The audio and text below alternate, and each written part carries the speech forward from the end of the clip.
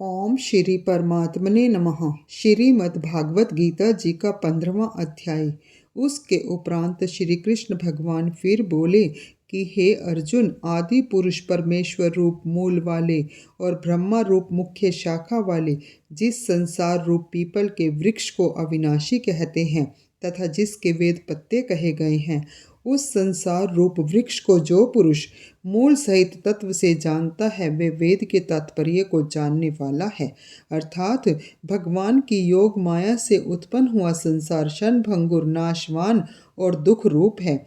इसके चिंतन को त्याग कर केवल परमेश्वर का ही नित्य निरंतर अनन्य प्रेम से चिंतन करना वेद के तात्पर्य को जानना है।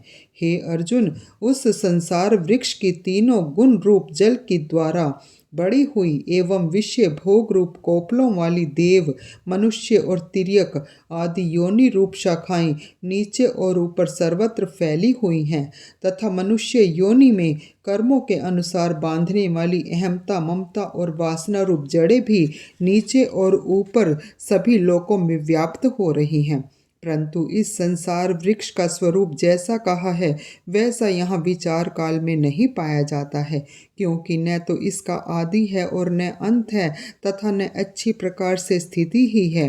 इसीलिए इस अहमता और ममता और वासना रूप अति दृढ़ मूलों वाले संसार रूप पीपल के वृक्ष को दृढ़ वैराग्य रूप शस्त्र द्वारा काट कर उसके उपरांत उस परम पद रूप परमेश्वर को अच्छी प्रकार खोजना चाहिए कि जिसमें गए हुए पुरुष फिर पीछे संसार में नहीं आते हैं और जिस परमेश्वर से यह पुरातन संसार वृक्ष की प्रवृत्ति विस्तार को प्राप्त हुई है, उस ही आदि पुरुष नारायण के मैं शरण हूँ।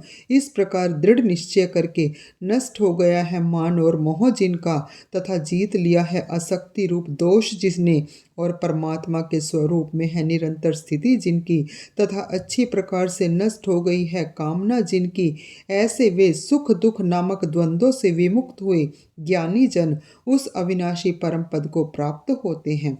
उस स्वयं प्रकाश में परम पद को न सूर्य प्रकाशित कर सकता है, न चंद्रमा और न अग्नि ही प्रकाशित कर सकता है तथा जिस परम पद को प्राप्त होकर मनुष्य पीछे संसार में नहीं आते हैं वही मेरा परम धाम है।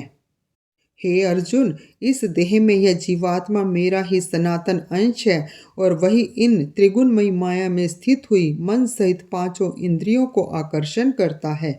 कैसे कि वायु गंध के स्थान से गंध को जैसे ग्रहण करके ले जाता है, वैसे ही देहादिकों का स्वामी जीवात्मा भी जिस पहले शरीर को त्यागता है उससे इन मन सहित इंद्रियों को ग्रहण करके फिर जिस शरीर को प्राप्त होता है उसमें जाता है।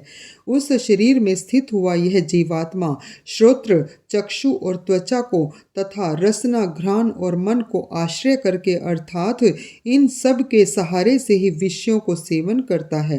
परंतु शरीर छोड़कर जाते हुए को अथवा शरीर में स्थित हुए को और विषयों को भोगते हुए को अथवा तीनों गुणों से युक्त हुए को भी अज्ञानी जन नहीं जानते हैं।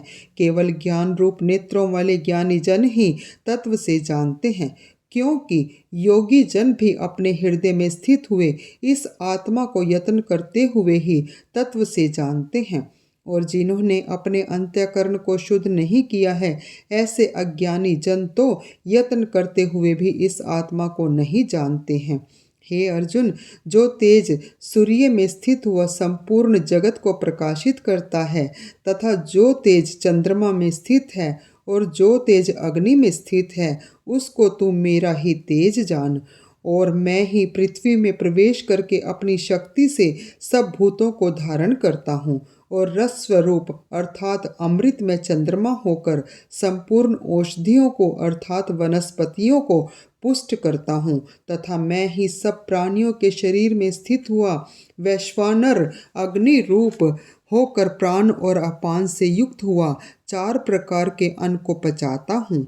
और मैं ही सब प्राणियों के हृदय में अंतर्यामी रूप से स्थित हूँ तथा मेरे ही स्मृति, ज्ञान और अपोहन होता है और सब वेदों द्वारा मैं ही जानने के योग्य हूँ तथा वेदांत का कर्ता और वेदों को जानने वाला भी मैं ही हूँ। हे अर्जुन, इस संसार में नाशवान और अविनाशी भी यह 2 प्रकार के पुरुष हैं। उनमें संपूर्ण भूत प्राणियों के शरीर तो नाशवान और जीवात्मा अविनाशी कहा जाता है, तथा उन दोनों से उत्तम पुरुष तो अन्य ही है कि जो तीनों लोकों में प्रवेश करके सबका धारण पोषण करता है। एवं अविनाशी परमेश्वर और परमात्मा ऐसे कहा गया है क्योंकि मैं नाशवान जड़ वर्ग क्षेत्र से तो सर्वथा अतीत हूँ और माया में स्थित अविनाशी जीवात्मा से भी उत्तम हूँ। इसीलिए लोक में और वेद में भी पुरुषोत्तम नाम से प्रसिद्ध हूँ।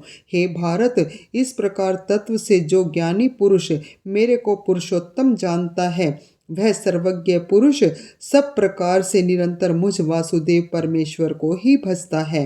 हे निष्पाप अर्जुन, ऐसे यह अति रहस्य युक्त गोपनीय शास्त्र मेरे द्वारा कहा गया।